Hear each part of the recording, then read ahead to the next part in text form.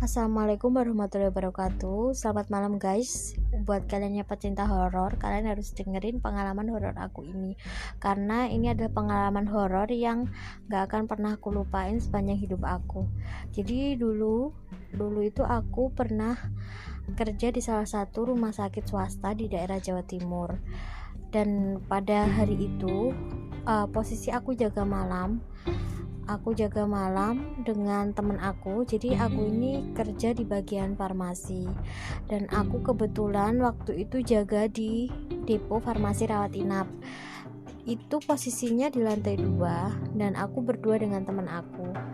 Nah, kebetulan juga malam itu ada kecelakaan massal salah satu bis di Jawa Timur dengan pengendara sepeda motor jam 1 malam. Nah, pada saat itu pula aku ditelepon dari IGD, dari depo farmasi IGD, jadi farmasi yang ada di IGD. Karena kan yang jaga di sana hanya satu orang, aku ditelepon untuk membantu di sana karena kecelakaan bis dan motor ini banyak pasien yang luka-luka dibawa ke UGD rumah sakit tempat aku kerja. Nah, kebetulan aku ditelepon, langsung aku setelah ditelepon itu turun. Dan posisi aku waktu itu agak setengah ngantuk ya, jadi aku setelah ditelepon tuh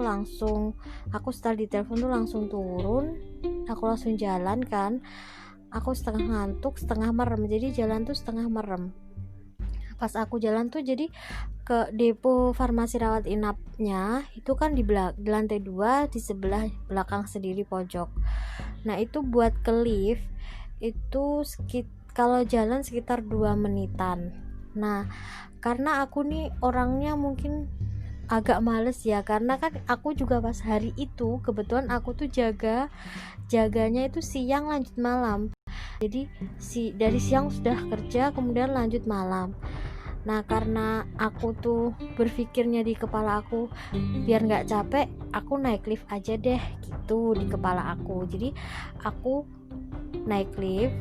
Jadi aku jalan dari depo farmasi rawat inap ke lift itu 2 menit. Aku jalan, pas aku jalan tuh biasa aja gitu, nggak ada apa-apa karena aku kan juga setengah ngantuk, nggak ngelihat sekitar ya. Jadi jalan tuh sambil merem gitu. Nah, pas nyampe di lift, aku udah pencet dong tombol turun itu.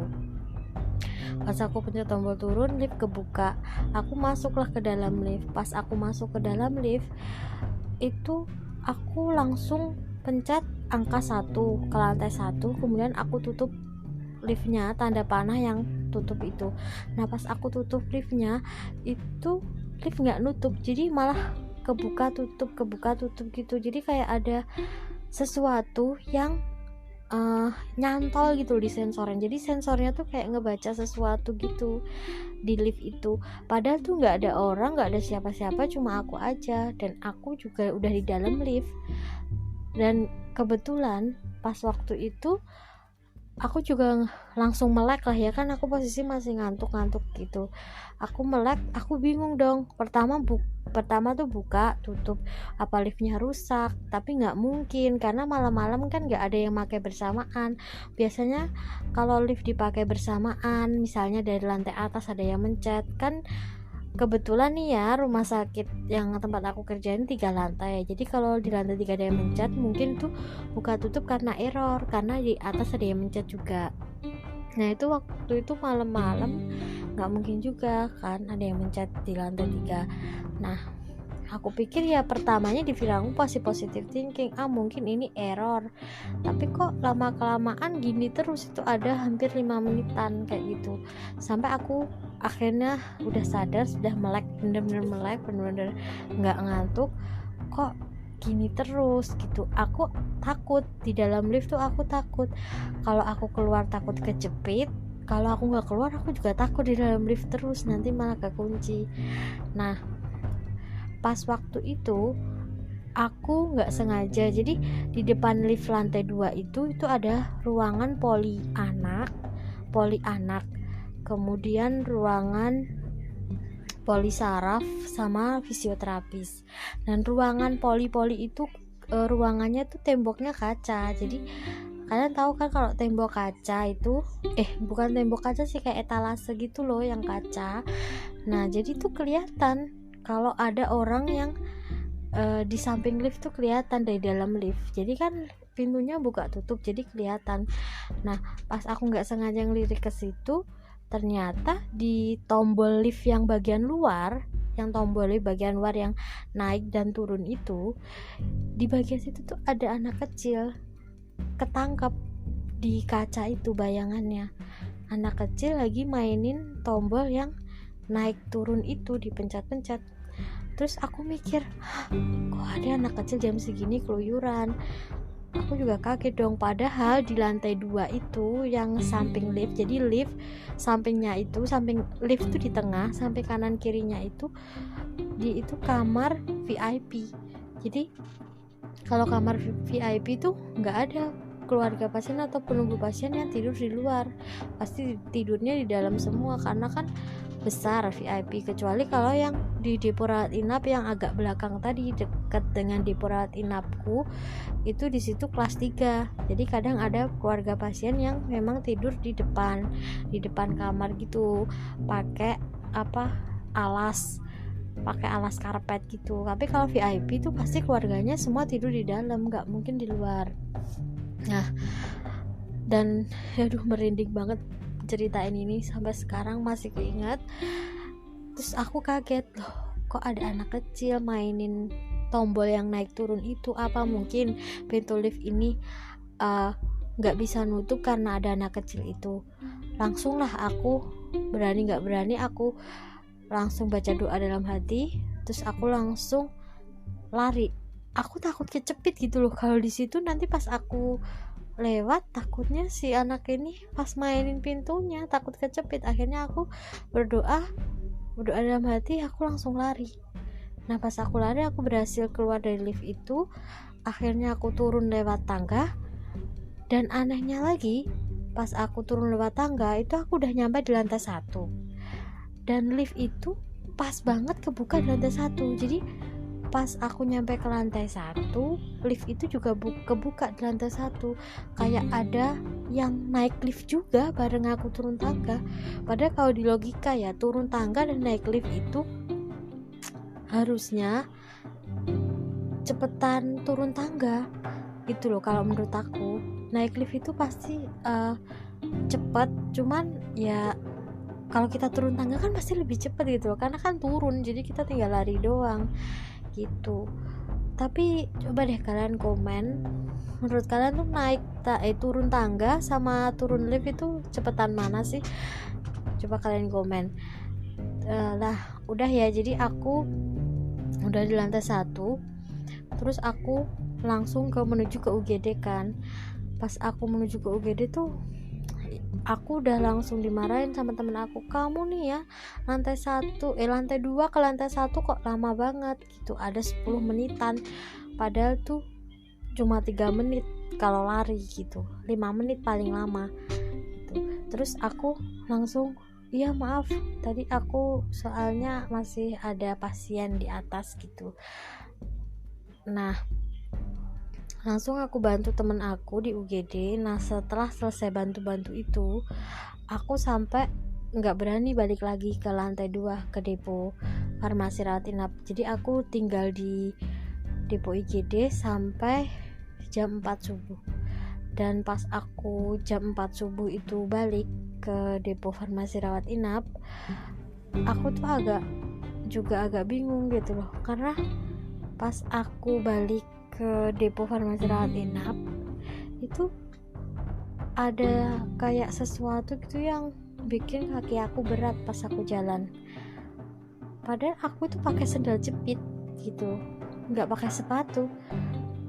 Terus aku mikir, apa ini aku gitu kan. Aku karena saking takutnya, aku tuh mau lari.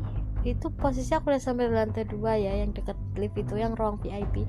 Aku mau lari tuh bener-bener gak bisa, jadi kayak berat gitu di kaki. Sampai akhirnya aku baca doa, aku jalan pelan-pelan sampai ke depo farmasi rawat inap. Pas aku sampai di ruangan farmasi, teman aku tuh yang di depo farmasi rawat inap itu bangun. Dia langsung bilang ke aku kamu tadi kemana gitu, tadi ada pasien di UGD butuh bantuan, aku suruh ke sana gitu, kok kamu gak bangunin aku gitu katanya. Terus aku udah bangunin kok, aku bilang gitu. Lah bukan dari tadi kamu di sini gitu. Enggak, dari tadi aku udah turun. Nah kata teman aku itu, katanya dia tuh pas tidur di sampingnya itu ada aku gitu, padahal aku turun ke bawah. Kan kita kalau jaga malam, kalau misalnya resep semua udah kelar, udah selesai, itu kita kan gelar kayak kasur lantai gitu ya di bawah meja. Nah kita tidur, nanti kalau misalnya ada pasien datang, biasanya kalau malam-malam itu pasien rawat inap tuh datang, biasanya kalau ada yang meninggal untuk retur obat, atau enggak kalau ada pasien baru masuk dari UGD masuk rawat inap minta obat baru. Nah itu biasanya kita dibangunin atau enggak kita dibel. Kata temen aku, kamu tidur di samping aku loh, orang aku ini tidur, kaki kamu aku tendang kok ada kok kaki kamu. Jam berapa? Jam 1-an, jam 2-an tuh masih ada gitu. Jadi aku ya santai aja, aku pikir gak ada apa-apa, karena ternyata temen aku tuh gak denger pas ada telepon dari UGD itu jam 1 itu. Akhirnya karena temen aku bilang gitu, aku yang tadinya mau cerita kalau di lift kayak gitu gak jadi cerita, karena mungkin nanti temen aku tambah takut dan aku pun gak takut, kan gak lucu kalau kita berdua tuh takut sama takutnya gitu. Nah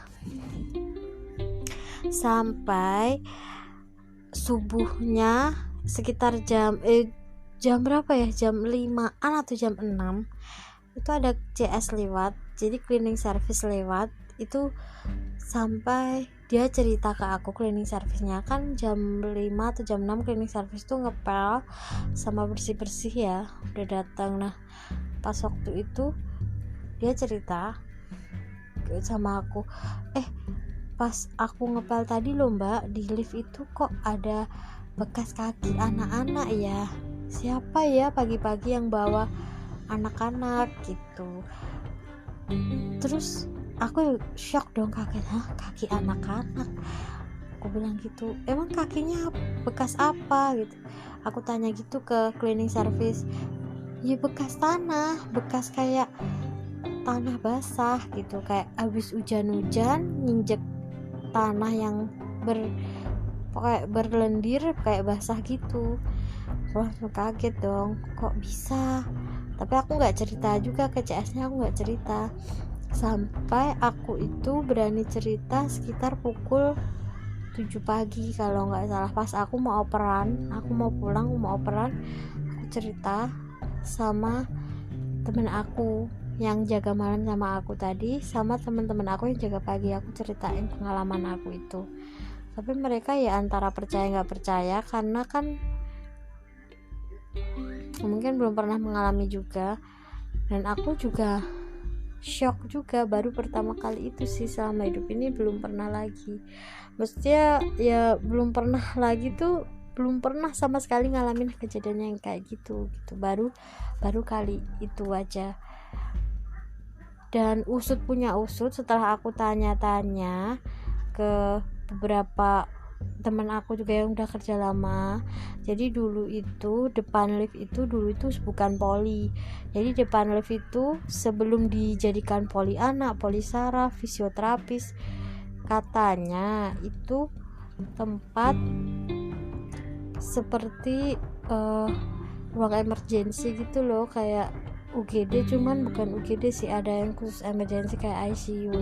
Dan memang di situ kan kalau ICU kan tempatnya orang meninggal ya, jadi agak horor gitu katanya. Tapi ya nggak tahu juga kan, aku belum kerja di situ, itu ceritanya udah lama. Nah aku juga punya cerita horor lainnya yang lebih serem sih menurut aku. Nanti aku bakal ceritain di podcast selanjutnya. Kalau kalian suka sama podcast aku bakal bikin cerita horor selanjutnya yang menurut aku serem banget. Jadi kalian harus ikutin terus podcast aku ya, jangan lupa. Oke guys, assalamualaikum warahmatullahi wabarakatuh. Selamat malam.